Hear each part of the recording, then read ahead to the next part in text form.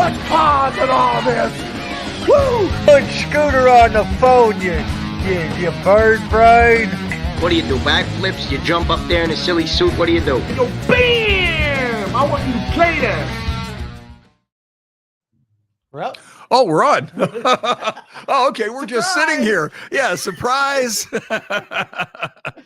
Well, good evening, everybody. Fast Freddie here for another exciting episode of Fast Freddie Rocks Youngstown, coming to you from the state-of-the-art Youngstown studios in beautiful downtown Youngstown. And with me tonight is Joe Danier, as always, and BJ Lisco from Turbo Lovers is hanging out. So we'll probably get BJ on in the show here, get him in the mix at some point this evening, because I really don't have too much today.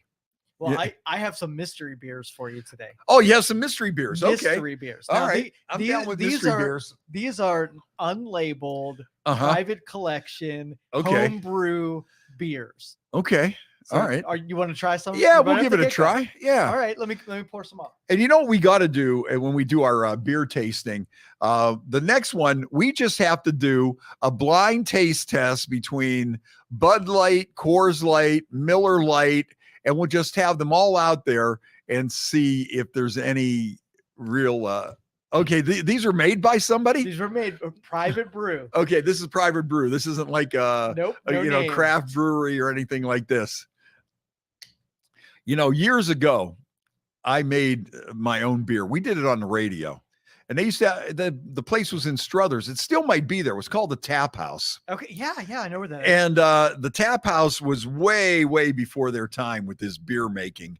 And I mean, the people that were making beer back then were just lunatics. It was like these people, like, who would even think of making their own beer when you could go buy it at the store? Right. And we started making it, and mine turned out it tasted like ham. It tasted like cloves and ham. I think it was a good breakfast beer because it tasted like ham, and it had little things floating in it, and it definitely didn't turn out right. That's so gross, man. It definitely didn't turn out right. And we had it in bottles and, the whole 9 yards. And and then when we cracked it open, it was like, oh, I can't wait to see this. And then pouring it out, and it's chunky. And then something went wrong. Something went wrong. All right. Keith Sturgeon checking in. Hey, Keith, I did get your message, and we're working on a top secret project here with hopefully with Ellis Cooper. And I'm trying to get that to happen. So Keith is going to be a part of that if it goes down as planned. But so I don't know if it's just me, and I just take forever to get things done, and I can't move things along, or if I just, or if some of these things just take a while to get done. You're a freaking intern. He needs to pick it up, man. Yeah. That's what I need, though, man. I really do. What I need is somebody to just do my work for me. That would be nice to have. Right. If I could find somebody to just do my work. Okay, Keith says it's me. You're probably right, Keith. Come on, man. We all know you. We love you, and we know you. No, I got to get this done. We're working on something, but no, some of these things you got to jump through a lot of hoops. All right, this is some homemade beer here. So this is Johnny Kim from White Cadillac. Okay, puts this together. Lots of pride in his brew. So well, it looks good. Look at that. Yeah, That is I like the dark stout. Oh, I like these kind of beers. So, hey, Lori Mercer, what's up? Cheers. I think Lori's heading out to Sturgis this year for the big motorcycle rally. That is something that I want to do, and I'm not getting any younger. And it's like, I got to get out there before it's too late. And everybody just has a blast out at Sturgis. It's like the granddaddy of the motorcycle rallies. It's the big one, and it's just insane out there. But another thing about Sturgis is the riding out there.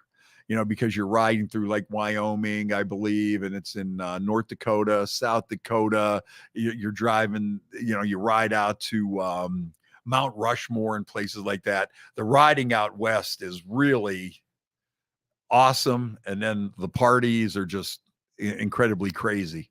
So I would love to get out there. I would love to get out there. Hey, here we go, man. Mike is checking in. How you doing, Mike? How you doing? All right, let's test it. All right, cheers. Cheers, brother. Yep.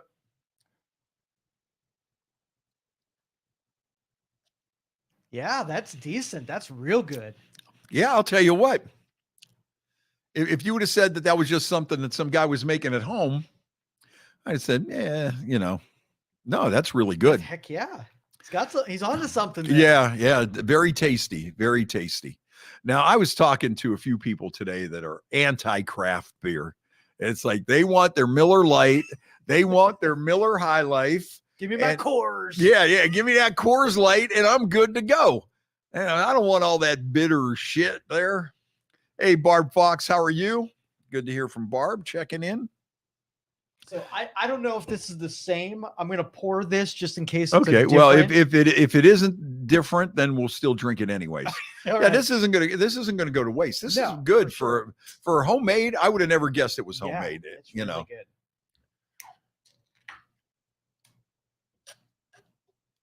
Oh, it's definitely different. Oh, okay. Oh, that looks like probably a pale ale there, an IPA. I'm gonna say IPA.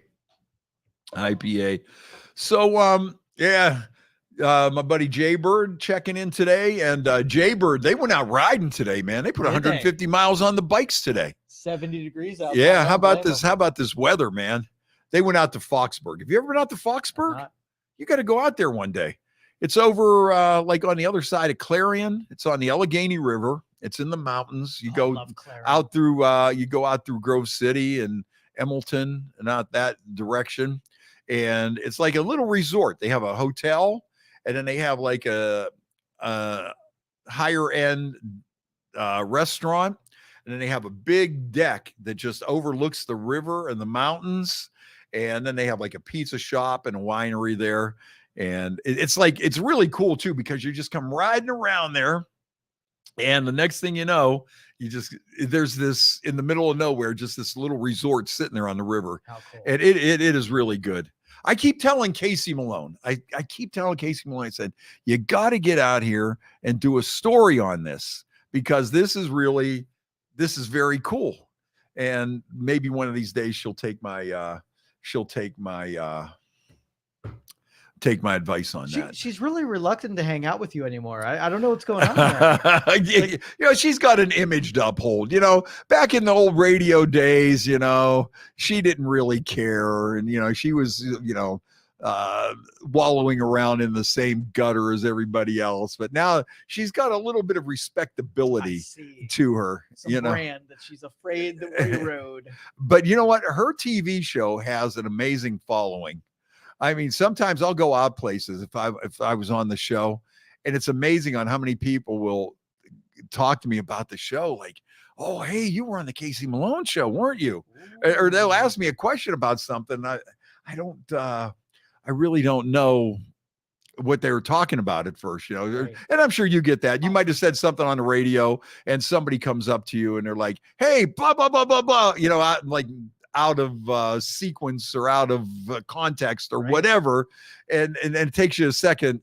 And this one guy come up to me, and I would have never thought he was like a Casey Malone show watcher. And he goes, hey, blah, blah, blah about those fish. And I'm thinking, okay, we're at this guy. And then as the conversation went on, it was like, oh, he's talking about the Casey Malone show. And so nice. It's kind of funny because out of a million of hours worth of stuff that's recorded on you, that's it. Yeah. Or people say, man, Casey Malone, wow. You were on that show. Casey. Oh, yeah, I do. Yeah, But she definitely got a good thing going there. Yeah. But I got a couple ideas for her show, but she doesn't listen to me. She don't pay attention to me. Do you think she'd ever do like a Tippy Wives episode ever again? Yes. Yeah, we've been kicking that around. We've been kicking that around. So that would be fun. Yeah, Keith said she needs to do a story on him. That would be a good story. Yeah. And Tracy Randall making the South Side great again. What's up, Tracy? How are you?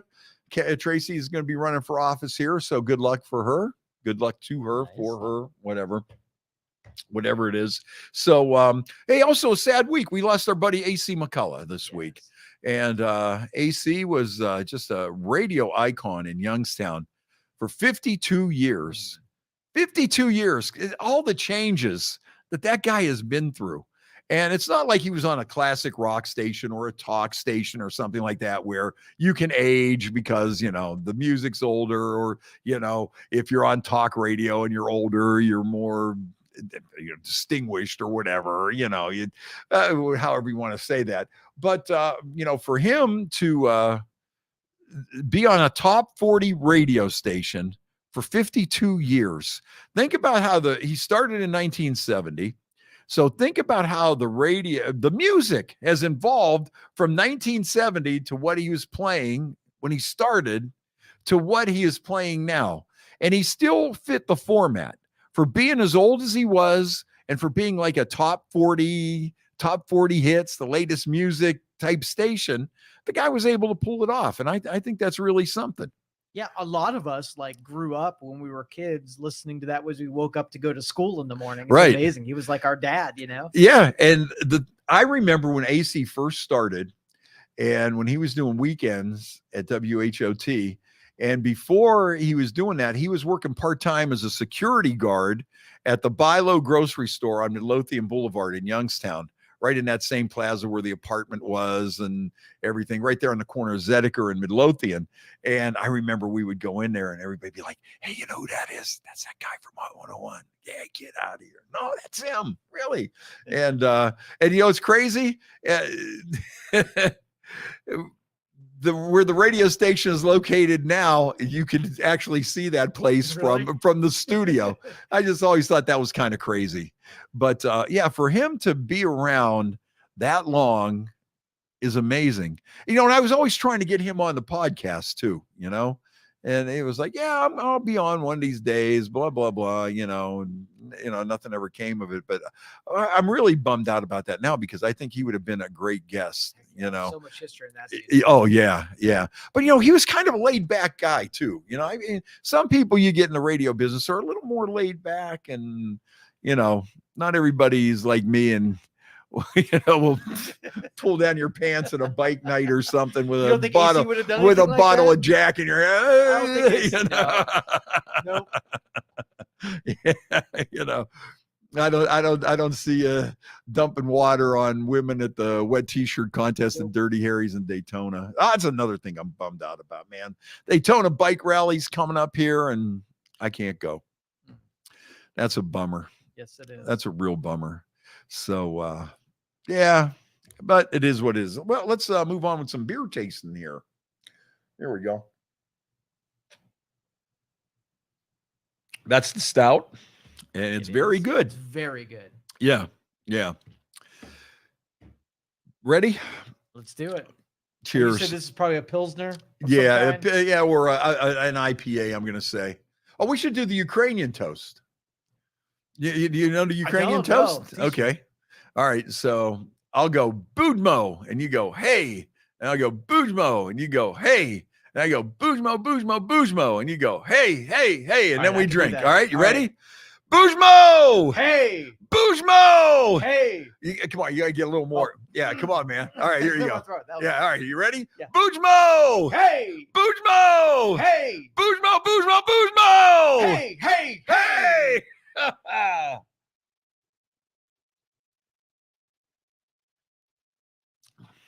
Hogs, that's IPA, definitely. For sure. Hogs is checking in. It's good too. That's good. Yeah. He's I mean, it's right up there with all the other stuff that that people have brought in or not brought in. Bravery when you take an unlabeled can and down it. I love it. Oh, that's just as Hogue says, you got to pull down your pants and slide on the ice. That's his motto. that was his motto. But he's drinking whiskey along with us. And let's see. Jaybird said he got videos of the wet t-shirt contest at Yankee, and it got him in Facebook jail. Wow. Really? I don't know. How do people get in Facebook jail? I was in Facebook jail here recently. Yeah, I saw you were in Facebook jail. I made a joke about stabbing Julius Caesar for the Ides of March, and that put me in Facebook jail. No kidding. Yes. Yeah, I hear people get put in. Now, there are some people out there that I could see why they get put in Facebook jail. Right. It's like when I see them post something, or they'll say, they'll post like, hey, I just got out of Facebook jail. And then they post something. And then my response is, it's like, do you really think you're going to be out of Facebook jail much longer? And it's like, I don't know. Well, obviously, there's some Julius Caesar sympathizers out there somewhere who really are feeling bad. Probably, still. you know, they probably got, well, you know this. I don't know why I'm explaining this to you. Well, go ahead. Tell me about this. They probably have some kind of electrical gizmo hooked up there. Right, with flashing things on Yeah, it, sure. right. That when you mention something like stabbing. And then it goes ding, ding, ding, Oh, ding. it's the stabbing part. And an alarm goes off, and then it takes it like, you know. And Jay says no boobs allowed on Facebook. That's no fun. Okay. You know, I don't know what these people are doing anymore. What else was going on? I saw a funny bumper sticker coming down here. Okay. It said, I love big booty bitches. You know? Just come out and say it. That's all you. Is it just me? Or do we have some people that just put bumper stickers on their cars in this town that just don't give a damn? No. You know, No. that just puts such stuff on these bumper stickers that they just slap them on the back of their cars, and you know. But it didn't make you laugh. Yeah, it did. So they're spreading happiness and joy. I was going to take a picture of it. I wanted to take a picture of it There you and go. post it there. But yeah, I'm like, wait a minute, what does that bumper sticker say? But it was like the half of the guy's back window. And I was like, yeah, there you go. That's right. No fear. Or a lot of people have the word it, and the guy's like humping the I, F it. you know. Yeah, you see that one a lot. The shocker. I don't see the F off logo anymore. We got to Where's the get F that off? out. Yeah. You know what? I'm slacking. Hey, I got to say hi to my friend Brenda. Hi, Brenda. Good to hear from you. Brenda from out there in Pennsylvania. Okay. So she might be our farthest away viewer tonight. I don't know. She might be our farthest away viewer. What else do we got going on? Yeah, bumper stickers. Yeah, you see the shocker. They got the shocker out there. And I mean, some of them though, you look and you go, I can't believe you're driving around town with that, you know, and I'm no prude or whatever. And you know, it's just kind of like, wow. Does your mom feel disappointed when she sees that? Oh man. I got another mystery one. I'm not sure what it is. Okay. Because it actually has a label on it. And I don't know. Are you familiar with this brand at all? I thought I was going to say the KGB. I was going to say, you know what? We just did the Ukrainian toast and you want me to drink a beer called KGB? I don't know about that. This is the highly acclaimed KBS, a flavored stout. Well, first of all, I'm in, you know. Right. Okay, it says here, a good for everything. Oh, is good for everything. How am I even on the radio when I can't speak and I can't read? You just worked a 19-hour day, dude. We're gonna no, I haven't. I haven't done nothing today. I've just been sitting around, you know, psyching myself out of doing anything because I have so much stuff to do. Okay. KBS, a flavored stout, is good for everything a flavored stout ought to be good for. Ale brewed with chocolate and coffee. Oh, excuse me. Aged in oak barrel or oak bourbon barrels. Oh, this is going to be awesome. I can tell you that right now. On the back, it says, what we've got here is an imperial stout brewed with massive amounts of coffee and chocolates, then cave aged in oak bourbon barrels for an entire year to make sure wonderful bourbon undertones come through in the finish. It'll make your taste buds squeal with delight. Look at that. You know, you got something going on when you're squealing with delight. If you're going to squeal, I hope you're squealing with delight. That's right. I hope you're not squealing like a pig. Nope. You know, so any That's squealing a show. Here we do boobs and beer, not pigs. Any squealing. I hope it's squeals of delight for you. That's going to be my new show close. And may you all have squeals of delight. The new spokesperson for KGB beer. Hey, Ryan Smith is checking in today, all the way from Elyria, Ohio. How you doing, Ryan? Good to have you on the show here tonight. Oh, I suppose you want some. I do. Oh, this man. Empty glass beckons you. Okay. All right. Oh, does that look good? You want more? Yeah. You know, I'm trying to hoard this. I'm trying to hog the whole thing. You take the whole thing. I'm going to be doing some sipping. Okay, you're going to be doing some sipping. And I'm going to be doing that. Cheers. Cheers. Oh, no. Oh, go ahead. Bootmo! Hey! Bootmo! Hey! Bootmo! Hey! Ho!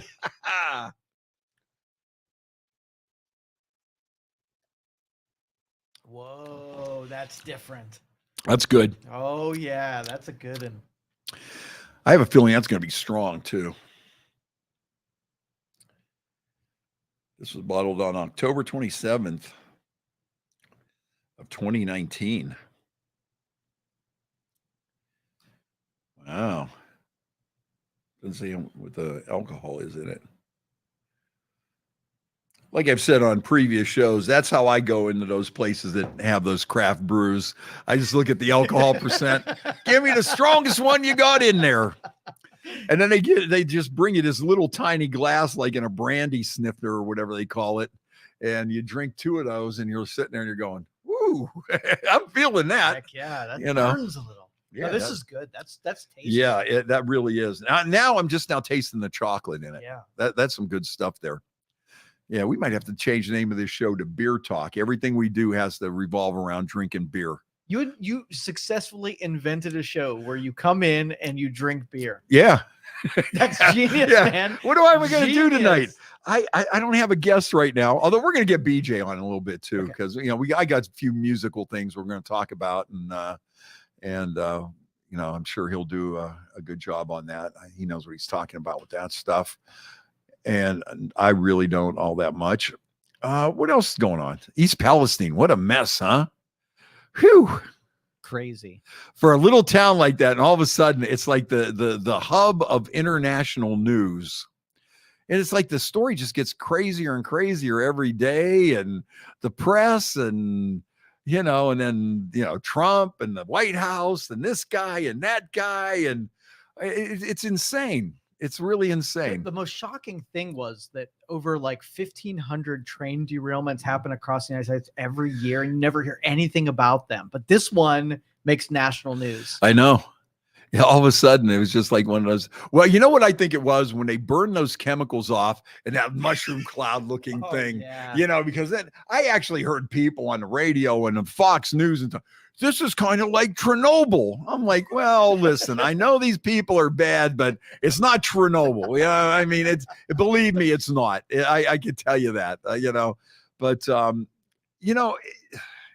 my take on this whole thing though is there are a lot of trains that go across the country every single day across the United States, across Canada, and nothing happens, Right. And it's something of this magnitude, even with any kind of chemicals, So I think it's relatively safe. I think, knock on wood, but I think now with the way, if the press jumps on it as a story, and everybody piles on it as a story, and not to take away from anything that the people in East Palestine are going through or whatever, but I mean, that could have happened anywhere, For sure. and I just think that when you look at, if I was the railroad, I think I would be saying, listen, man, I mean, there's a lot of trains every day, that we do this in the right way. And every once in a while, you might have something like that. They're keeping thousands of semis off the road, and it's way safer to do train than semi. Oh, any day of yeah. the week. Yeah. You got some hillbilly all popped up on some kind of goofballs driving down 80, or whatever, or some of these foreigners. And I don't know, but that's what I'm seeing about that is it just seems like when you're watching the news coverage from, like, when you're seeing what's going on out there, but you're close to it, it's in our backyard, you're kind of like, I don't know, but I haven't been down to East Palestine to take a look, but of course, when you have some kind of toxic spills and people might get sick, that's the thing. You don't know if you're going to get sick from that. Right. You don't know what might happen. It's what can you do? You have to drink the water, you have to eat the food. I mean, it's tough. but don't you think though, after a point in time, that you have to look at and say, okay, there's nothing in this water. There's nothing in there. Now, I think when you got like Aaron Brockovich and those people with some of those stories, it was chemical companies dumping huge piles of shit in the thing and not saying it and trying to cover it up and just dumping all this stuff in there, as opposed to one or two train cars of this stuff. Yeah, not even comparable. Yeah. So, I mean, how do you, but do you want to really take a chance? But so where do you draw the line when you say it's safe? Do you look at it and say, okay, a year from now, we tested this well every single day for a year and nothing is in there. Obviously, at some point, you got to say, okay, there's nothing in there. Right. If they test the soil, and if they got it all out of there and you test that soil every day for a year, is a year a good amount? Is 6 months a good amount?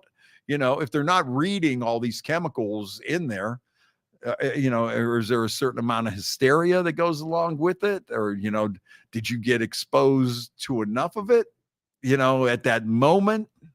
Who knows? Right. So it's all that unknown. I think it's more the fear of the unknown when it comes to that. But well, this kind of stuff makes the best memes, though. I saw one this morning, Miss Ohio, and she had 3 ass cheeks. That was my favorite. And 3 boobs. Yeah,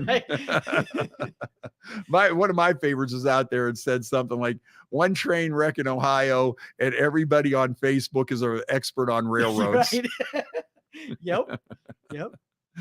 But but that's the thing that's amazing about this stuff is how it just snowballs out of control.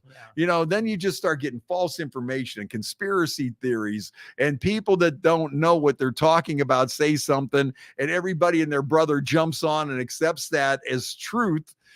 What I would like to see, and I've seen a couple like even radio people out there, and don't sit there and speculate like, well, why didn't they look out the window of the train and see the smoke and, this and that? Or this and that, and then, well, they want to make it a conspiracy like, oh, well, they weren't looking out the window, so they didn't do their job. What I would like to see is them sitting there talking to a railroad engineer, a railroad conductor. Okay, what are the procedures that you go through? What are the things? What are the rules? I mean, they have a ton of rules to run these trains. Right. It's not like you just there's probably a lot more rules to run a train than there is to getting an 18-wheeler. For sure. And but I'm telling you, the media's their job is to amp up the public and get them all fired up rather than simmer them down. You see it. Yeah. You see it. And then nowadays everything turns into a political football, It's just like, okay, yeah, it's Biden, it's Trump, it's like, let's worry about getting this done. Let's let these people feel good or get some people down there. You know what, though, even if you had the biggest scientists in the world that knew everything about chemicals, there'd still be somebody out there going, that guy's full of shit. Exactly. You know what? They're telling you that. They're telling you that. They want you to believe that, but and it's like, well, how do you know? You're working at whatever you're doing. Right. You're a carpenter. You're a DJ. What the hell do you really know about this stuff that these people work with every single day? Speaking of conspiracy theories, do you think the UFOs are coming in full force here, or do you think they're just balloons? Well, how about the kids in Boardman? They did a science project recently today, and they're doing a balloon, and they got a GPS on it, a little camera. All I can see is that thing floating over China by accident, starting World War III, and World War III was started in Youngstown. Yeah, in Youngstown. Kids. Great timing. I'm surprised. I think I'm the only one that tied in the Chinese balloon with the train wreck. I think, nobody's really jumping in on my conspiracy theory about that. Shoot down the balloon and the train wrecks. Interesting. Yeah. How did that happen? Somebody better tell me. I want answers. Well, I happen to know. I don't need answers. I'll make up my own answers. But that's the whole thing. I think with this social media and everything now, I mean, I think we saw that really big time with COVID, and, it's just like all this mumbo jumbo just gets going out there and it just starts rolling. And it's people that really don't know what they're talking about. And then other people that don't know what they're talking about side with them. And then it kind of like makes a movement. It's like, okay, it's all the people that don't know what they're talking about this, but there's so many people that get on it, and it's almost like a lot of people are saying it, and they're saying it really loud, so it must be right. See, I have a feeling half those people are like Russian or Chinese like plants that are just trying to get us all fired up. Yeah. Oh, it could be. It could be bots even. Yeah. Oh, yeah. Yeah. I wouldn't doubt that. Boy, this is pretty good here, man. The Founders Brewing makes this. The KGB. You ready for one more? Oh, I don't know. Am I ready for another beer? Twist my arm. Okay, all right. I guess you got it. Well, you know what? I'm lollygagging on that. See, that's the problem. You get me down here. You sit there and drink the beer, and I'm trying to, You're work. better at talking than I'm trying to work. So this is Warlock. Now, I don't know where any of these came from. Johnny Kim, the same one who gave us the whatever he recommended. I'll tell you, this is a heavy beer. This is thick. That's a meal right there. Yeah, that's a thick beer right there. That's what people that like big booty bitches like this kind of beer. And they aren't afraid of it. That's right. Yeah. Hey, I'm Fast Freddie. I like big booty bitches and KBS, a full flavored stout. Does it say where it's brewed in? What city it's in? I think it's from Michigan. Okay. Grand Rapids, Michigan. Interesting. Yeah. Yeah, that's some good stuff there. I like that. Oh, you know what we're going to talk about too? We're going to talk about, we're going to get into some music here. We're going to talk a little bit about Pink Floyd's Dark Side of the Moon album coming up on its 50th anniversary. I think this would be a good BJ. Yeah. After we drink a little bit of beer here, we'll get BJ in for the second half of the show. And we'll talk a little bit about that. We'll talk about, what else did I say? It was Jay Giles' birthday. Jay Giles from the Jay Giles Band. Well, he's no longer with us. But we'll talk with him in a little bit. We'll talk about that in a little bit. And I'll tell you, for a while there, the Jay Giles Band used to just rock Youngstown. They played around Northeast Ohio a million different times. So we'll get into the Jay Giles Band. And, of course, the big one, though, is Pink Floyd, Dark Side of the Moon. Now, when I'm on the air, I usually don't point out how old a song is or how long ago it was that an album was released. I'm not one of these people that get on there and go, yeah, Keith Richards, he's older than dirt, or yeah, we got cockroaches and Fred Flintstone and Keith Richards, or you don't have to sit there and remind people that the Rolling Stones are in their 70s. You don't have to sit there and remind people that a lot of our classic rock artists are in their 70s, and some of these albums came out in like 1977 or whatever. We all know when they came out, but they're timeless, so we don't really have to sit there and point out anything that's related to it. If I do it, I'll say something like, on this date in rock history or whatever. On this date in rock history, REO Speedwagon released this album in the same year that the video game Donkey Kong debuted. Donkey Kong and this song here came out at the same time. Okay. Now you're not sitting there saying, hey, this came out in 1977. And you're sitting there and some people are going, I wasn't even born in 1977. Or, wow, I was in 2 years out of high school in 1977. Damn, am I old? You want to focus on, the memories of the time that these songs bring. Right. And that's what you want to focus on. But when you sit there and you just go, oh, this song, that song, we know it's old. We know it's been around that long. We know the Beatles have been around for 60 years. 60 years. I saw a thing the other day that kind of bummed me out. And it said, well, not bummed me out, but I was actually sorry that I posted it after I did. But it hit me, and it was just like one of those things I just had to hit share. It said, the debut of MTV is closer to the bombing of Pearl Harbor than it is today. Ouch. Okay, you read that and you just go, and after I posted that and I saw some of the comments, I was like, all right, I shouldn't have sent that, because that one just, and so that's why, to get to my point where we're going with this whole thing with Pink Floyd, Dark Side of the Moon is celebrating its 50th anniversary. That album has been out for a half a century and it still sounds freaking awesome. Yeah. And people still love it and people are still enamored by it. And it's an amazing album. And it's just amazing on how that has stood the test of time. So I think with that one, that's why I don't feel too bad about saying, hey, we're celebrating the 50th anniversary of Pink Floyd's Dark Side of the Moon, because in a way it is a milestone that deserves to be celebrated. That's, think about it. If you were, okay, let's do the time machine thing.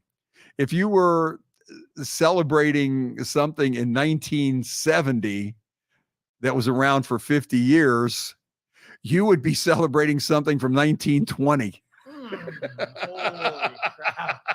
What in the world would you be celebrating in 1920? And think about that. Okay, that's 1970. Okay, 1970, and you're celebrating something that was 50 years ago. Think about what you would have been celebrating: the advent of radio, the advent of TV, the record player, prohibition, all this crazy ass stuff that was going on 50 years ago. But it doesn't seem like 50 years ago from today, doesn't seem like it was like the Stone Age, because 1920, you're talking about just the end of World War I. You're talking about what? Cars are kind of new, dirt roads. I don't think we had telephones, coal furnaces, sure. But that, I wonder if you look at it, well, in practical things. Now, probably in our 50 years, it's been more technical things that have changed over those years. But in that 50 years, it was things like we're building highways, right. We're building a television set, we're building a telephone, we got a radio, color TV, things like that, paved roads, the interstate highway system. And that's why it's kind of crazy. But, well, I guess that's why there's a song in there of Pink Floyd called Time, But, and I was listening to the words of that song the other day, and I was just sitting there going, how'd that go? You missed the starting gun. Nobody told you when to run. The sun is the same in a relative way, but you're older. Mm. One day older, another day closer to death. Just, Pink Floyd had some I don't know, some philosophical help in writing their songs, didn't they? And see, that's what's really the big, indoor plumbing. That's another one, Keith Sturgeon. You're right. Yeah. Indoor plumbing. Think about that. We went from the outhouse, in that period of time to indoor plumbing, and now what we got going from where we went in those last 50 years, it just makes your head spin, but, yeah, the sun is the same in a relative way, but you're older, You got good vocals there. I'm working on it. But, yeah. Hey, I'm going to have BJ give me a couple guitar lessons too, like Rama did. Yeah. Before you know it, by the time we're done with all this podcasting stuff, I'm going to be a musician. I'm going to have my own band. Grade A musician. Yeah. That's what I'm going to do. But yeah, that it's. I went to see that Pink Floyd tribute band, Wish You Were Here. And I'll tell you what, they were at the Robbins Theater, and those guys are really, really good. I mean, they got that Pink Floyd stuff down excellent. They have a great light show. They're good musicians. They have the Pink Floyd inflatables and stuff. And I wish we should have did this, and I didn't even think about it. And with the 50th anniversary of Dark Side of the Moon, because all these old stoners have their own Dark Side of the Moon stories. Yep. They all got their own, from different times that Pink Floyd has played around here. Now, one of their most iconic shows that a lot of people remember is when they played at Three River Stadium back in the day when they were first coming out with Dark Side of the Moon, and you had people taking acid and mushrooms and all that stuff, and I have people coming to me and going, and now they're all old guys, it's somebody's grandfather or great grandfather. Go, oh, I'll tell you what, dude, that was the first concert, man, and I discovered Microdot, and then when they started playing that, and then they started singing, and I was like, dude, I was so out there, man, then, those are the best stories, and then another good Pink Floyd story is when they played at Mellon Arena in Pittsburgh, the Igloo. I don't know if you were ever there, and it was shaped like an igloo. It was a dome, and that was before they had PPG Arena. And I thought they were going to save that because it was such an iconic and unique building. And this was way back in the day, and they were able to open the roof. And when Pink Floyd did Dark Side of the Moon, they're playing Dark Side of the Moon, and the roof was slowly opening, and that, nobody was really paying attention. Then all of a sudden, when the roof completely opened, there was so much smoke in there that a huge cloud of smoke come billowing out of this arena with 20,000 people. Dang. And then everybody looked up and they saw the smoke go out and all the stars appeared. And there was a lot of people there that were just like, dude, connected with the universe, man. You ain't kidding, man. So that was another really interesting one, that a lot of people back in the day and that had stories about that. And when the roof opened and they looked up and it was like, oh yeah, wow, dude, man. Yeah. Oh yeah. And then another good Pink Floyd story was when they played Cleveland Stadium on the Animals tour. And that was like, at the time, the biggest crowd at a concert for just one act. And I think they set the record at that time. It was like 88,000, 100,000, somewhere in that ballpark. And in true Pink Floyd fashion, how they started the show is they had their jet slowly buzz over Cleveland Stadium. And then it just took off. And then that's how the band started. But all of a sudden, this jet just came down at a real low level, real slow out of nowhere. And then it just went whoosh, and took off. And then Pink Floyd jams into the tune. Nice. And there's still a lot of people out there with that one that are still like, ain't quite right, Yep. And they ended up getting fined by the FAA for that. Because oh yeah no matter how much they had to pay, right. First of all, you had the biggest crowd ever at a rock show for one artist, so I'm sure that maybe that $20,000-$30,000 fine that they ended up paying was like pyrotechnics. They probably wrote it off. Wrote it off. But that was another good Pink Floyd show. And then I saw them a couple of times later, and I saw them at Cleveland Stadium, the old Cleveland Stadium. And then they did, because they sold out those shows. They sold out those shows so quick at the Cleveland Stadium. I think they sold out back-to-back nights at Cleveland Stadium. Now, I don't think there's any band out there ever again that will be able to do that. There is no band anywhere that will be able to sell out a stadium 2 nights in a row. I think those days are long gone. It's an entirely different landscape out there, and you will never see that again. But so they sold out the 2 shows at Cleveland Stadium, and they decided that they were going to do fan appreciation, and they were going to play a small show, and they played Richfield Coliseum. And, which is 20,000 people, but it was a small show after they played 2 shows at Cleveland Stadium for, close to 100,000 people with each show. And that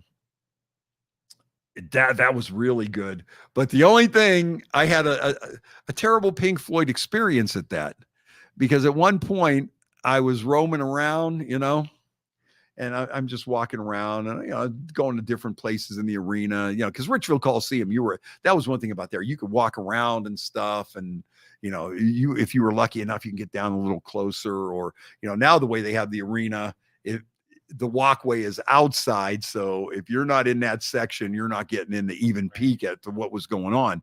And that's one of the things I liked about the Richfield Coliseum, is because you could walk around there, get up close, maybe get a little glimpse up close before you were ushered along or whatever. But so I'm out there walking around, and some reason I'm up in the top of the rafters, and I see the guy light the fuse and push the exploding bed down the wire to the stage. And it was kind of like, oh, I didn't want to see that. I just thought the exploding bed just come flying out of nowhere and smashed into the stage and blew up. Yeah, it was magical. And then I see the guy put it on the wire and light it and shove it down. And I'm like, oh, I didn't want to see that. That ruined the trick for you. That's why they, with Disney World, the characters are never allowed to be seen with their half a costume on or whatever, And then when I saw that, I was kind of like, oh, wait a minute. That didn't just come out of nowhere and explode. Dude, oh, wow, man. Bad enough you just zipped my mind with the airplane flying over. Now this exploding bed, dude, come out of nowhere and smash. And dude, man, I was tripping. But then there I am standing there. I see a guy pull out a lighter, push it down the wire. I'm going, ruined. Yeah, forever. Boo. I'm sorry. Paul Mavrikis, my brother Greek, is checking in here today. Boy, did we have some adventures in our time, man. Whew. I don't know. Did you see that Basil sold out both of his shows? Yeah, and I didn't get a chance to go. I had a I didn't biker party, and he did awesome. People love Basil around here. They really do. He's like the what do you call it? The I don't know, the house comedian of Youngstown or whatever. House comedian. The official. We'll have to tell him that. Yeah. The house comedian of Youngstown. Well, Saturday I woke up and I thought, you know what? I'm going to go see Basil tonight. So I tried to buy tickets last minute, sold out. Oh, you could have told Dave. Yeah, you but could win seen Basil. Just like, dude, man, come on, get me in. Get me in. What are you doing, man? Yeah, he would have hooked you up. And Keith Sturgeon and Floyd at their final tour at the Pittsburgh football field.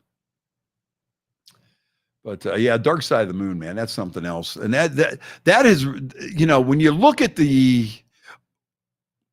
how songwriting lyrics have changed at that point, then it was just beyond, I mean, you were just coming off of, the 50s with Elvis all shook up and everything, and the Pat Boones and stuff of the world and all that kind of stuff. And then, then you come into the, that 60s whole pop thing, even with the Beatles, I want to hold your hand and all that stuff. And all of a sudden Zeppelin and Floyd come along. Well, actually Bob Dylan got the ball rolling on. Bob Dylan changed how songs were written, starting with like a Rolling Stone. And then after that, it was like, wow, this is how you write a song. It's not like, I want to hold your hand, love me do, and, whatever all those other, songs were. And then all of a sudden, here comes Bob Dylan singing like a Rolling Stone. And then the next thing you know, you have Led Zeppelin, Stairway to Heaven. And then you got Pink Floyd comes out with Dark Side of the Moon. And people are like, wow, these guys are singing a song like Time. And, 5 years ago, you were a teeny bopper and, you were, on all those other like poppy kind of songs and even Motown. And all of a sudden this stuff comes up and you're tripping on acid and shrooms and, they're singing about time and greed and money and crazy sound effects. I earlier today, I interviewed Nate from West Side Bowl. And I wanted to get him on so bad. Yeah, that guy he's is gonna such have a to great come down guy. here. But what he's doing for local rock scene is pretty amazing. Yes, he is. I can't say enough good things about him, really. Oh, you know what? Here's a good Dark Side of the Moon story. My buddy Greek, just seeing him up there. This one time we went to Myrtle Beach, And we went, our one buddy, his dad had one of them laid out vans from back in the day. And we drive down to Virginia Beach. And I think we were probably just turned 21. We still might have been 20. I don't even know. So we're driving down to Virginia Beach, and we had 5 8-tracks for the trip. We had Aerosmith, Toys in the Attic, Boston's first album, Dark Side of the Moon. Oh, I can't remember the other 2 right off the top of my head. But my one buddy was in the back of this van, and he's making out with this girl, and Dark Side of the Moon is playing. Well, he doesn't know what's going on because he's hearing all that laughter in there and like people talking in the background and doors opening and stuff. And this guy wasn't even a stoner, and it was freaking him out because he's trying to make out with this girl in the back of his van, and this tape is playing, and he's like, "Who's out there? What's going on? The heck's there? Yeah, shh, shh, shh. Wait. Did you hear that?" And all of a sudden somebody's laughing like, and things like that. And I don't even think they finished the deal because the guy was too flipped out because he thought people were outside the van and stuff. Yeah. And people talking and so that's a funny Dark Side of the Moon story. Poor for dude, me. He was just trying to get some. BJ, why don't you jump in for a second? Let's talk. We still got another beer here. Hold on. Let us finish this beer. Oh, yeah. You finish this beer, I'll be right back.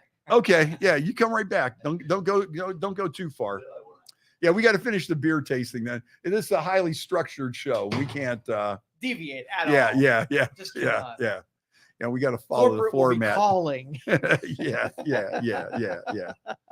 But that's one of my good Dark Side of the Moon stories. That was just crazy. 3rd best-selling album of all times. So what does that tell you? Dang. But that's another thing too. We were talking about how inventions have changed and how life has changed and what has changed from like 1920 to 1970 and what has changed from 1970 to 2023. All right, 50 years from now, is there any rock and roll? Yeah, there'll be something out there. There'll be something out there. I think there will be. Yeah. People need music, but because let's face it. I mean, even with all this rap, don't you think at some point these people outgrow that and then they sit there and go, hey, you know what? Maybe they like country, or maybe all of a sudden, what I see is a lot of people now come back to the classic rock because this is music, first of all, they're familiar with through their parents, maybe their grandparents. And then after a while, they were in all this rap and okay. So, how far could you go into rap? Okay, now you're listening to rap and say you turn 35 years old. You turn 40 years old. Are you still sitting there going, oh yeah, bitch and hoe and, and the drugs and the gang banging and all that kind of stuff? Do you still stick with that? Or do you move on to something and go, hey, you know what? That I get what that was at the time, but you know what? Hey, they're making sense on what they're saying in this song. Or you know what? Hey, yeah, you know what? The Eagles really makes sense to me. You know what? I could see, Fleetwood Mac or Rolling Stones. Wow, that song Beast of Burden. I like that. Or Queen, hey, I see where they're going with this, And so I think you're seeing that, I see it all the time, actually, And people say, yeah, I'm a fan of this band or I'm a fan of that band because my dad used to love it and I drive to school and blah, blah, blah. And, they go through that rap stage and even like the, probably the harder, newer metal and stuff like that. And then I think you get to a point where there's just something about this music that draws you in because it's so good and it speaks to you. And, then all of a sudden you might be 40 years old now. And all of a sudden you might hear the Eagles Take It Easy or Rolling Stones Beast of Burden or whatever, Pink Floyd Dark Side of the Moon. And you sit there and you go, wow, that's really cool. Yeah, I get it, So I think that's something. Yeah, jump in there, BJ. Let's talk Dark Side of the Moon. We'll get your whole take on it. Oh, we didn't do the beer yet. Hold on. See, that's, you know what? That's how this show goes. that's how this show goes. We forget a lot of things here, but we always get back to the point at somewhere along the show. Well, most of it. Well, I don't know, but so what's that last one you got there, Joe? That is Warlock. Sounds dangerous. It's very, very dangerous. A limited time. Oh, this is a pumpkin stout. I'm not a pumpkin fan. Are you a pumpkin fan? Nah, not really. Are we going to try it anyway? Or do we just, I guess alcohol 8.6 by volume. Yeah, we do have to try it. Okay. I guess I could get by the pumpkin. It's the party out here. Yeah. You jump in. What do you got? Penguin. Yeah, okay. I'm just ripping at Penguin City. Yeah. And it ain't bad supporting Youngstown. I'll tell you what, I think these guys are taking off a little bit too. I think they got a good thing going. Absolutely. Yeah. They make some good beers down there. So, yeah, I'll try the pumpkin. I was never a pumpkin. I don't know how like pumpkin spice got big because with me, when I was growing up, it was all about apple cider, apples in fall, you carved a pumpkin, but you didn't eat a pumpkin, you didn't want to, Yeah. I mean, other than pumpkin pie, I don't know what, yeah. you use a pumpkin for. You eat pumpkin seeds and pumpkin pies. Yeah. But everything's pumpkin flavored now once comes into the fall. Yeah. And then they started too early too. Yeah. As soon as September rolls around, okay, let's bust out the pumpkin stuff. But yeah, I'll give this a try, Joe. You might want to try it. We'll give everybody a sip of this, but I'm a fan of the stout, but I don't know about the pumpkin. But I might be pleasantly surprised. This might be the thing that turns me around. Hey, so for those of you that don't know BJ, he's from the band The Turbo Lovers. So what do you guys got coming up, man? What's Turbo Lovers up to? We kind of slowed down a little bit throughout the winter, and then there was no winter to slow down for. Yeah. But we got a couple things coming up. We're playing in Akron on March 11th at the Empire. We're opening for a band you might remember from back in the day. Remember the band Angel? Yeah. We're opening for Angel. They're coming back around. That's March 11th at the Empire. The next local one we have, I think. They had that album White Hot. Yeah. I still remember the cover of that Angel White Hot. And they still got they still come out in all the white and everything. They still did the whole thing. So yeah, so that'll be a fun one. And then the next local one we have is May 20th. We're at West Side Bowl. Oh, okay. With the Cheese and Whiskey Daredevils is the next one, and then a couple of things sprinkled throughout the summer too. Oh yeah, that's a good one. And Joe was just talking about West Side Bowl a little bit ago. They really got a good scene going there, man. I can't say enough good things about them. That's an awesome place, and it's really been cool to see. I was telling Joe this earlier, especially in the last few months, it's just the attendance. They're busy pretty much every night now. There's not a night where there's not that parking lot's not pretty packed and stuff, which is great to see because venues for a while there obviously were on shaky footing. Yeah. But no, he's got such a great thing going there, and he's got so many different things there. I mean, you can bowl, you go there and eat. Obviously, you can drink. There's music. There's 2 stages, and there's all different. It's not just one style of music either. It's everything. Yeah. And this gives the, I guess what they used to call the alternative music scene. And I use that as a more like original music scene would probably be a better way to put it, and it's good to see that that's a place where people embrace that music and, and they're showing up and supporting it in a big way. So I think that's what's really cool about that place. Yeah, it's mostly original bands there too, but he's done some tribute bands there too and stuff too. So it's just whatever whatever he thinks is gonna work, and most everything's been working lately. Yeah, great, yeah, oh yeah. The one guy I wanted to go see there was Louis Prima Jr. That's the guy, because I remember Louis Prima growing up as a kid with Just a Gigolo, the original one, and with all that stuff that he used to play. My dad was a big Louis Prima fan, so I was kind of familiar with all his music. And then when I saw his son was out there doing a show, I was like, oh, I'd like to just go see that.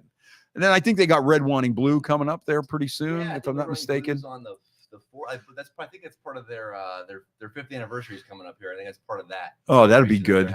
Yeah, soon at the beginning of March. So yeah, seeing those guys up there, they're definitely a good band. So that's good. And then of course, Oh, we got that big show coming up, the Cedars West Side. Yeah, Cedars is With their Infidels and anniversary over there, too. Infidels and the Eight Balls. Yeah, Oh, yeah. that's going to be a good one, huh? Yeah, absolutely. I love both of those bands, and we played with the Eight Ball. We played both those bands, but we played with the Eight Balls many times over the years too. And they haven't played in a while too. I think the last time they played, it was like I believe around here it was around like a Christmas show a couple years back. They played downtown at the restaurant down there next to the hotel. Yeah. I should give Timber a call and see if I can get those guys on here for next week. That would be a lot of fun. That would be a blast. Yeah, man, those guys, Youngstown originals, man. Yeah. But both those guys, that'd be a great one to to plug that show maybe. I should make a couple phone calls and see if we can make that happen. And you could jump in on that one too. That would be a lot of fun, man. Absolutely. We'll set up in the back room and just have a big round table. Yeah, absolutely. So, okay, what do we want to go? Local music, or we want to talk about Dark Side of the Moon real quick? We can save that. Now, what were some of your favorite places hanging out back in the day? For me, I got started. The first place I really played a lot was Nyabingi over on the west side. Well, back when I was in right in college, I was like 20, 21, 22. I played a band called Helvis.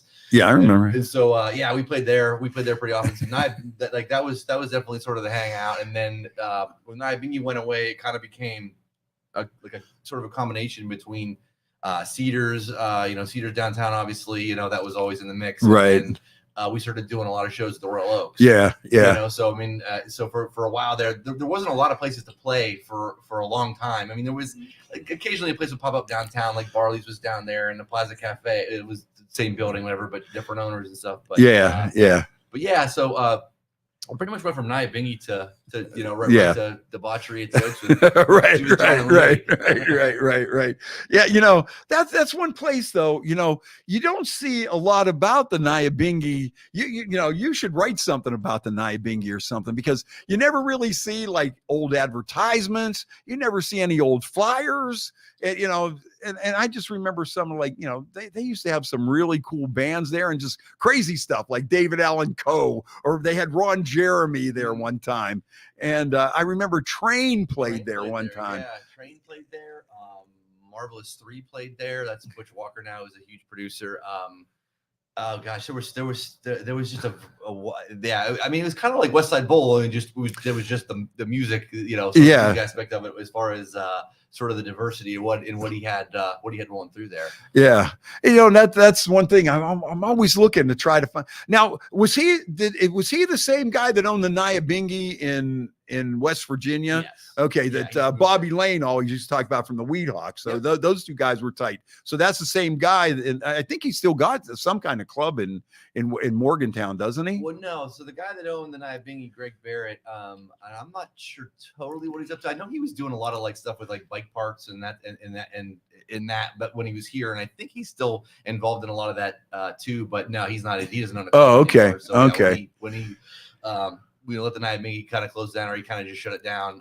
He pretty much got out of it. He just got out of it. Yeah, because I always see Bobby Lane talking about, when he played at the Nyabingi, and I think he ran sound down there in Morgantown, and that was like one of his big hangouts. And I was just wondering if that was the same guy and the same thing. Mm-hmm. Yeah, same thing. He just moved it up to Youngstown. So let's go. Let's go. Let's see. We can go from Morgantown to where's something comparable. How about Youngstown, Ohio? Okay. Fun fact of the Nyabingi, I had 3 21st birthdays there. So every time it was my birthday, 21 it was like 19. And 20, it actually was 20. Yeah. And he's like, So, okay, you got to knock this off. Yeah, I always look up stuff though, and there's very little out there.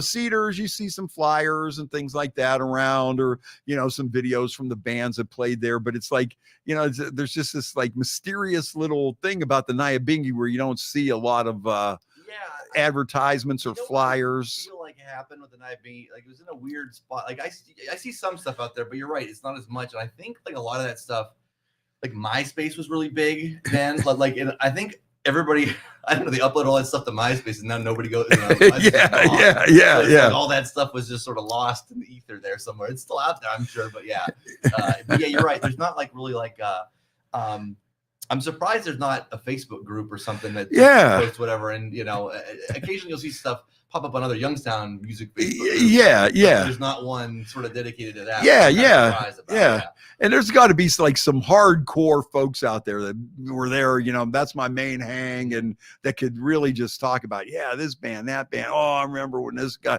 or, because, yeah. And to me, the Nyabingi is just a blur, it's just out there. And, And yeah, well, a lot of those people that did hang out there a lot. There's a good handful of them that were regulars that are over West Side Bowl now. Yeah, So yeah. That would be the natural progression as you went through. Well, it's probably the Penguin Pub, Cedars, then Nyabingi, then the Royal Oaks, and now I guess the West Side Bowl. Right. That- just walking. Yeah. Whoever entertains. Yeah, them, you walk into some of these places and you still see some of these cats, and you're just going, oh, look who's here, Hey, Joe, you gonna try this pumpkin stout here or what, man? Or what do you do? Back out? I don't know. Yeah, there were some good times, man, in Youngstown, back in the day, and there still are though. You got the West Side Bowl, and everything, But I really do think that things in general are coming back now, for after COVID. I think that the ramifications from that have just been so long lasting, and I think we're just now finally starting to get back. Even like, if I do my NASCAR parties or something, or a Brown Steelers party at the Ice House or someplace, as opposed to what it was a year ago, or maybe a year and a half ago, 2 years, when it was still like shaky and you had to wear a mask and stuff. Now I think people are getting back out and getting in the groove again. And I think that's really good. And it's a good sign. And you see places like West Side Bowl doing good. What do you think there, man? Decent. You're like, I'm not oh, okay. Let me. You know what? Before I even taste it, I bet it kind of has a nutmeggy, cinnamony, 100%. one of those. Yeah, you want to take a little taste of that? Go ahead. We'll give it a whirl. Yeah. The Warlock, huh? Yeah, the Warlock. The Warlock would not be eating pumpkin beer. Yeah.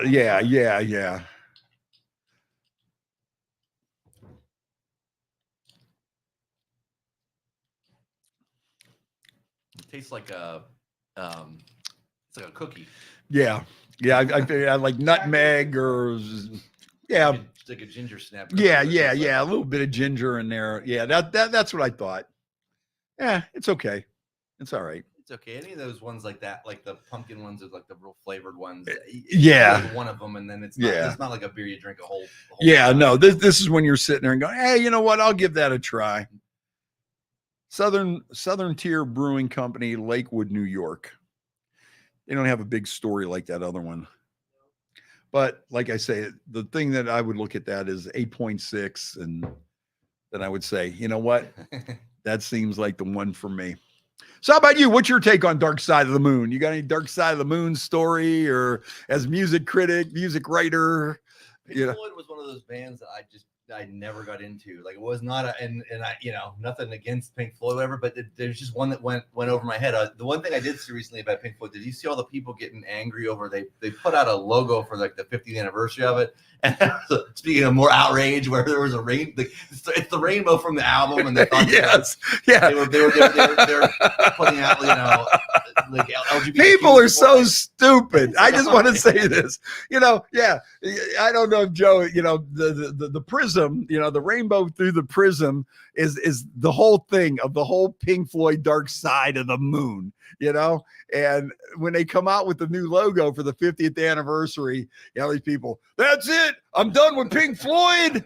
They're going woke. If they're going to ram that down my throat, they could kiss my ass, And it's like, no, dude, that's like the Pink Floyd album, and it has the rainbow coming out of the prism, and never mind. When's the last time you look at the album cover, right. That was something. But you know what? I get it. Pink Floyd, there are some people, especially younger people, that are, who's not a big fan of Pink Floyd? I'll tell you, our buddy Louie at the Oaks.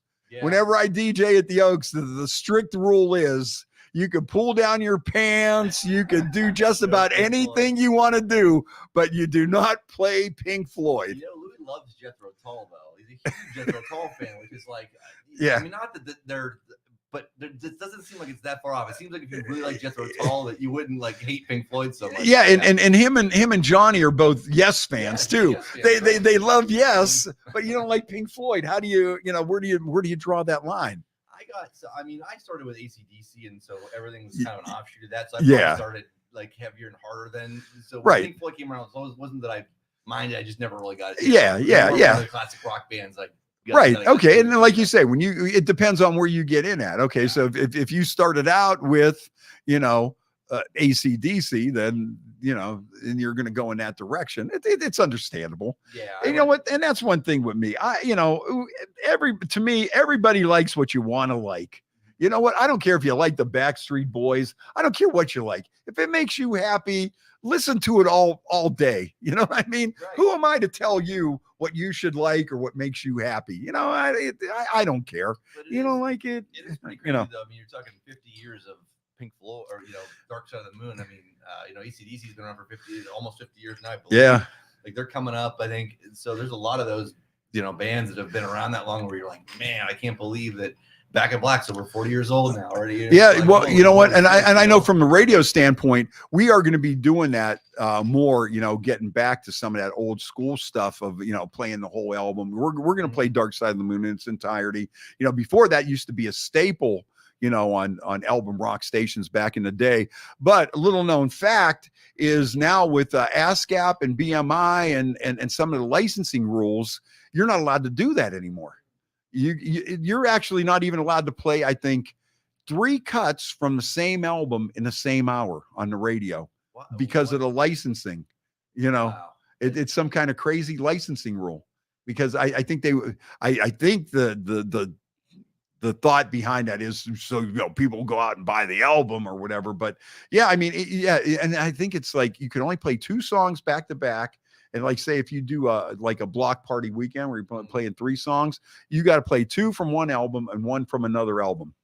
That's so weird. Yeah, it is. And that's something that the artists and the music business companies lobbied for and came in. But that used to be a thing all the time, the midnight album on some stations or, the perfect album side or things like that. I remember. I mean, even as a kid, hearing, a new AC/DC album, they play the whole thing. And yeah. We're going to play the whole thing at midnight or the whole thing, whatever. And it was like awesome. Let me check this out. Yeah. I didn't hear it before because it wasn't like you didn't have the internet then.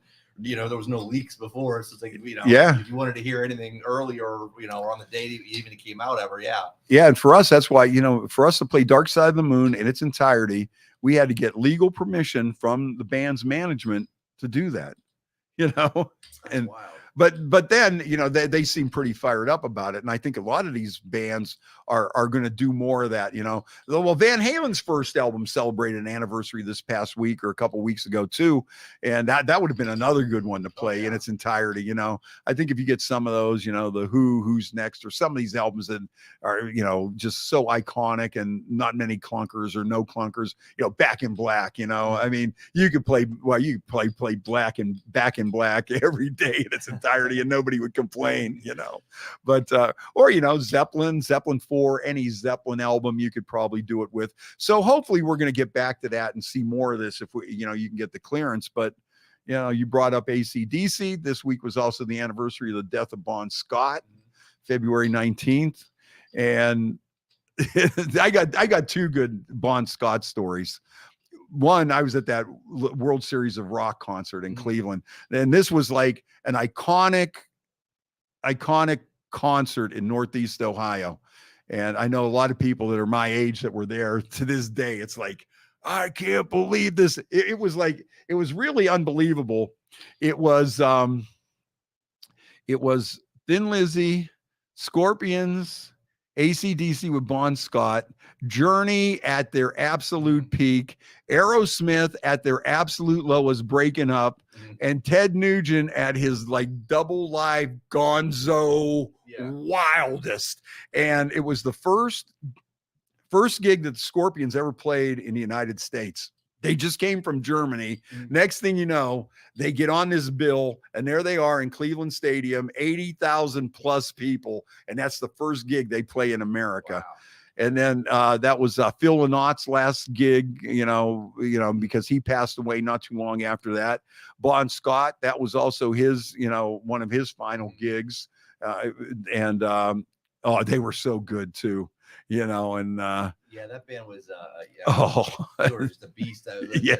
That back in the day, and Bon Scott's funny. My friend wrote a book on Bon Scott. It's called Bon the Last Highway, and it's chronicles his last 3 years, in AC/DC, and the book is sort of controversial, like because he goes into like how Bon really died, and it wasn't, he didn't die basically like the sort of the tale is he got real drunk and he fell asleep and he choked on his vomit. Well, he did fall asleep and choke on his own vomit, but he'd also done heroin the night that as well too. That my buddy Jesse Finker with this book, corroborated with a lot of different people that it happened, including one of the people was Paul Chapman, UFO was there with him on the last night. Like, but he had so many different sources. But it's a great book. But yeah, Bon was living hard there. Yeah. Oh yeah. Last year and a half of his life, he was really. But that show is so good. And this was before like wireless guitars and stuff. And Angus is playing on Bon's shoulders out in the middle of this sea of people and everything. And I mean, they were really just so freaking good. There's if you look it up on YouTube, there's videos of that out there. And then Journey come out, and this was like they were just at their peak. They were still peaking. They still had Greg Raleigh and Steve Perry together and stuff, and they were doing Any Way You Want It and all those songs, and it was just so great. And then Aerosmith comes up, and they're just all messed up, and they ended up breaking up. Some of the guys in the band, their girlfriends had a big brawl, and after that show, they didn't talk to each other for years. They left Cleveland Stadium, and that was it. And then Ted come out, man, and that's when Double Live Gonzo was like the #1 album. And I'll tell you, he was doing them all: Wang Dang, Sweet Poontang, and Great White Buffalo, and all those songs, and Stranglehold, and he just blew everybody away. And it was kind of crazy because the day started out, it looked like it was going to rain, but it didn't. There might have been a little drizzle and stuff, and it just seemed like miraculously, when Ted hit the stage, the clouds just went away, and it was blue skies, and everybody was just going nuts. But yeah, seeing AC/DC there. And then I think I told you this one before. AC/DC played at the Tomorrow Club in downtown Youngstown down the street, and they only played like about 6 songs. And were they opening for somebody? Yeah, Mink DeVille. Okay. I'll never forget this. They opened for Mink DeVille, and they come out and they played about 6 songs. And then Mink DeVille come out, and they were trying to play, and people were just chanting AC/DC and get off the stage. And it was a rough night for them. I think any other night they played there, nobody would even give a shit, But I'm willing to bet that AC/DC never opened for Mink DeVille again after that, because they couldn't even play the whole rest of the night, And if they'd stop and talk between songs, get AC/DC back, and I'd be AC/DC, AC/DC, and he's getting pissed, and But he was like one of those CBGB guys, and from over. But like I say, any other day he would have been welcome down there. But man, after that, but just to see those guys come into a little place like that and just completely just blow the whole place away, 6 songs and walk out, and man, I mean, you knew they were going somewhere. Yeah, I wish I could have, I wish I was around then. That's why, what, some people bitch about cameras and videos and stuff like that. I'm on the fence on some of that, because sometimes now I look back at so many of these memories and stuff, and I go, man, I wish I would have had a camera then, or boy, if I just had a little video clip of, of that. Can you imagine if you had a video clip of AC/DC in probably 1976, maybe 77 in Youngstown at the Tomorrow Club?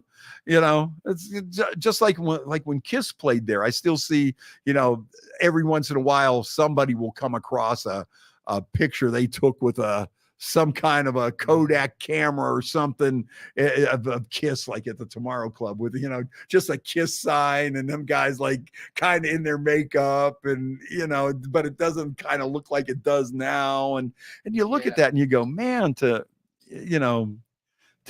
see that. There's new videos of or not new videos, but videos from Kiss right when they started. And I know there's one from Cleveland, I believe, and there might be a Youngstown one in there too, but where it's them playing, and it's before they've caught on yet. It's like it's literally like their first kind of U.S. tour, but it's fascinating to see, and they're playing to like 20 people. Yeah. People are like really getting into it. But you can just see them. You know, it's just so cool to see them at that point. It's like and it's like 10 dudes in jean jackets standing with their arms crossed, looking at them. You know, right. So it kind of warms my heart a little bit. You know, being the original band, oh man, even Kiss went through that. I love that kind of stuff. You know, when you see these guys start, it's just like everybody else. You know, I mean, that's what that's why the thing about the music business and what you do and stuff, everybody got a shot. You just never know. You know, you just never know. Yeah, it's just fun, man. But yeah, like you were saying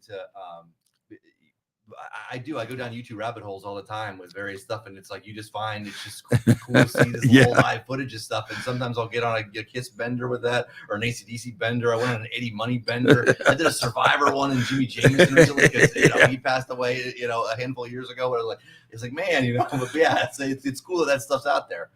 Yeah,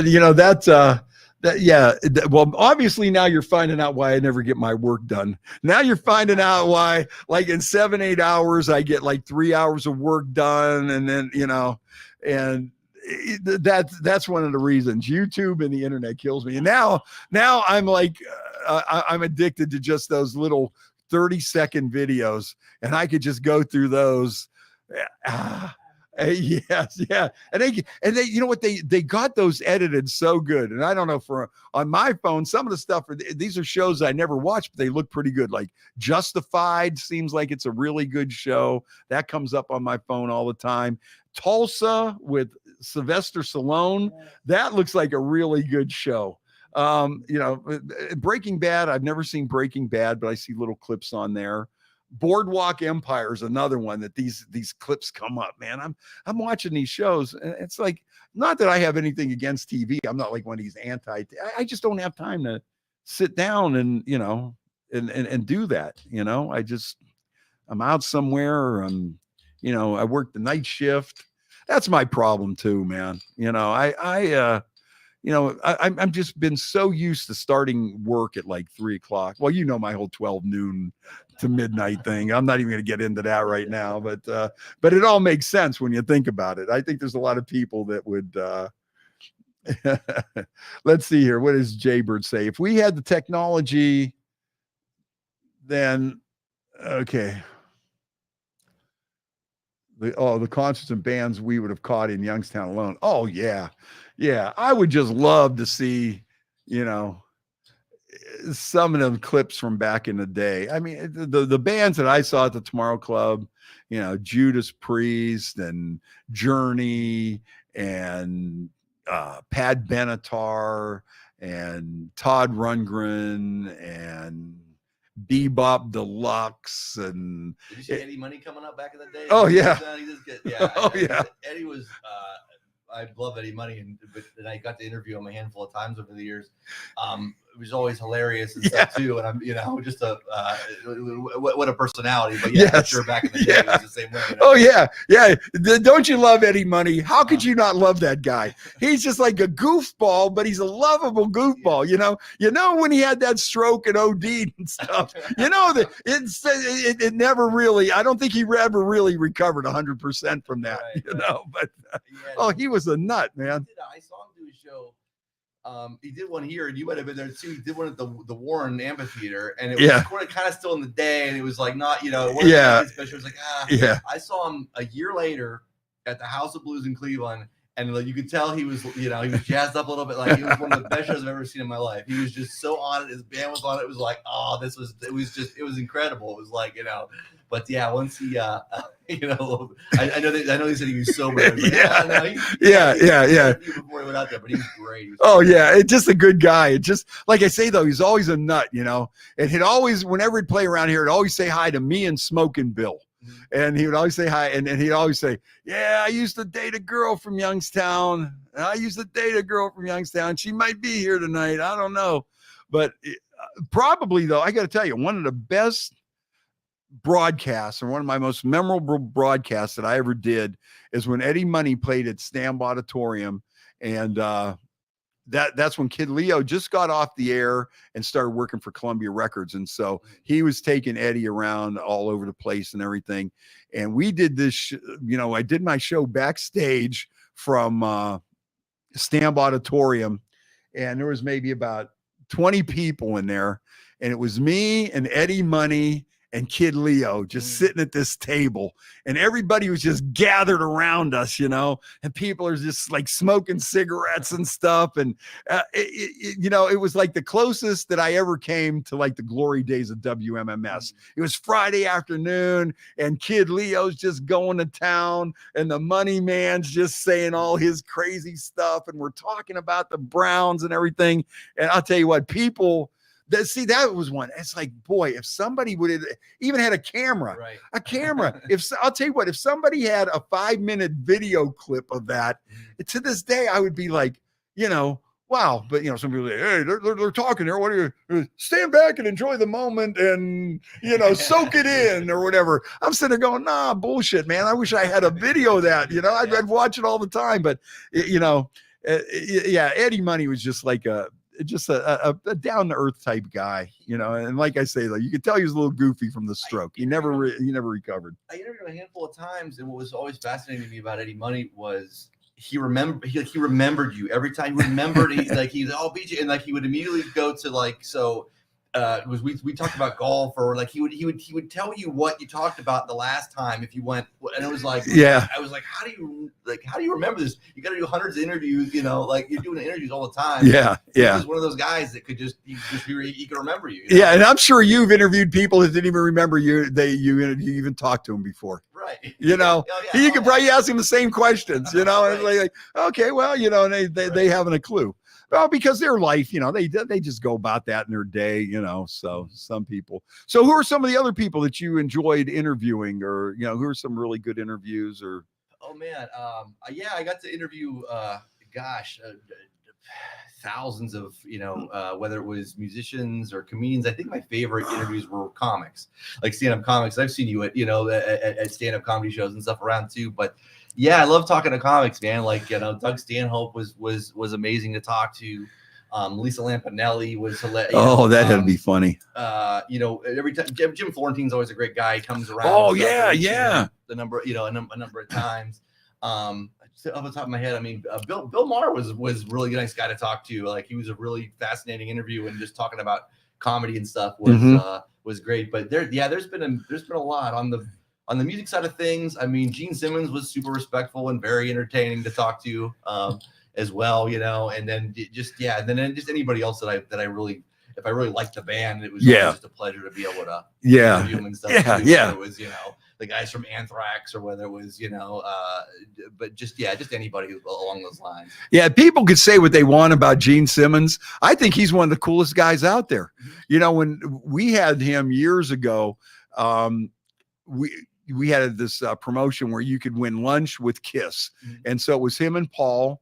And this was when we were still when the Magic Twanger was still a bar, and we had it the upstairs at the Magic Twanger. And I mean, they came to our radio station back in the woods off of Webb Road in this little cement block building.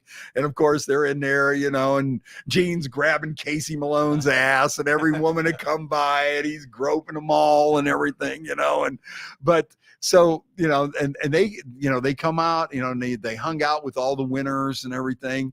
And, just talking to everybody.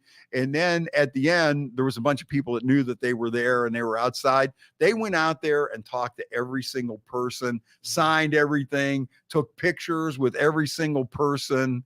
And it was just like, what? These guys are really cool, Some of the more polarizing guys I found, I mean, were like the best interviews, or were very nice. Like Ted Nugent couldn't have been nicer to me. Oh yeah. I mean, and I know he's super polarizing, right? But he was super nice to as well. And just so some of the guys that that people get a bad rap for whatever reason, it's like, well, if you actually talk to them or listen, I get sometimes maybe they're they might be saying stuff outrageous here. Yeah. If they're talking politics or stuff like that, but Yeah, just talking to them though, like it's always entertaining chat. Yeah, that was funny with Ted Nugent, well, because when sometimes you book these interviews and they go, well, you got 5 minutes or you got 15 or you got this.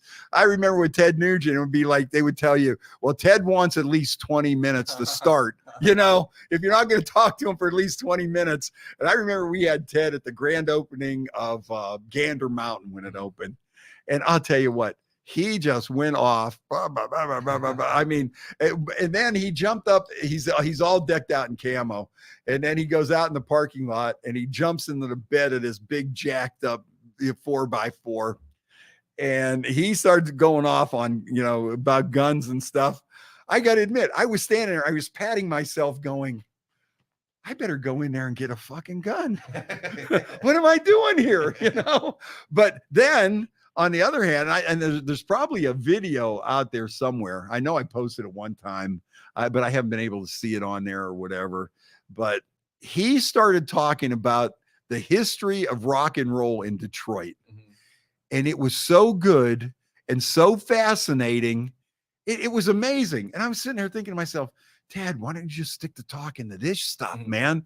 Because it was just, and he's talking about, MC5 and and then, hey, me and the MC5 and I joined those guys over here and over on so-and-so street and would be in so-and-so's basement. And then, then we were playing this place and then somebody else comes into the mix and, and on this one street, it'd be Bob Seger was down there. And he just goes through this whole history of Detroit rock, and it was just like, dude, this is here's the this is the Motor City Madman here.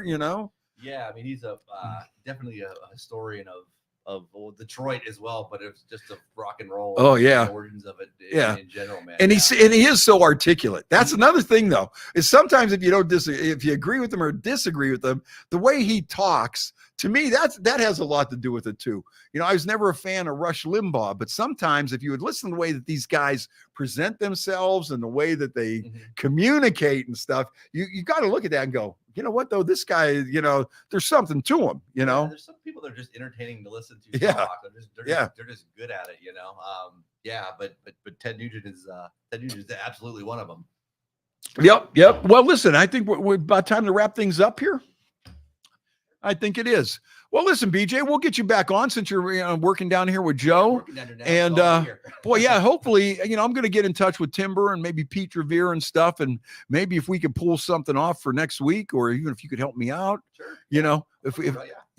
If you could help me, we'll get those guys down here and we'll go in the back room. We got the back room set up, Joe. We could do and we'll just have a big powwow with the Infidels and the 8 Balls. And I'll tell you, we could have some really good times. I'm sure you'll at least get a few of them down here, Yeah. Would you help me with that if you could? Absolutely. Okay. Yeah. So, I mean, spread the word next week, 7:30, and we'll see who we can get down here. Yeah, I'm sure. Okay. I'm sure we get at least a couple of them. Yeah. Okay. That sounds good. All right. Well, listen, BJ Lisco from Turbo Lovers, thanks for stopping by. Yeah, thanks for having me. Oh, man. The Warlock is creeping up on me. I think the Warlock cast a spell on me right there. But so that's what we got going on. I'll see you tomorrow afternoon at 3 on Y103. Joe Danier, thank you again. BJ Lisco, thanks for hanging out for a little bit. And everybody, thanks for tuning in. And we'll be back here next Thursday. And bring beer, Joe. Bring beer. Thank you for listening to this show on Youngstown Studio. If you like our programming, we invite you to subscribe to our YouTube channel, follow our Facebook page, or subscribe to your favorite podcast platform like iTunes or Spotify. This is original